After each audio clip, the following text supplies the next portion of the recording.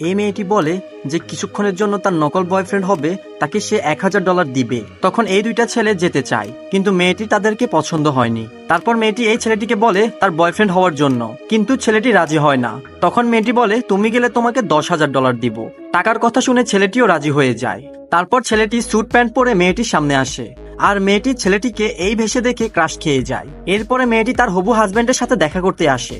সে বলে বিয়ের পর তুমি ঘর থেকে বের হতে পারবে না, ঘরে থেকে শুধু কাজ করবে। এটা বলে মেয়েটির হাত চেপে ধরে।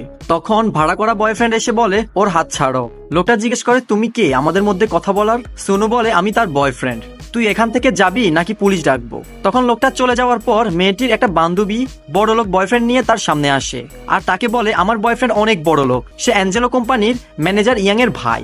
তখন সুনু বলে ইয়াং তো আমাকে তোমার ব্যাপারে কিছুই বলেনি। লোকটা বলে তুমি ইয়াংকে কিভাবে চিনো? তখন সুনু বলে আমি তো অ্যাঞ্জেলো কোম্পানির বস অ্যাঞ্জেলো সুনু।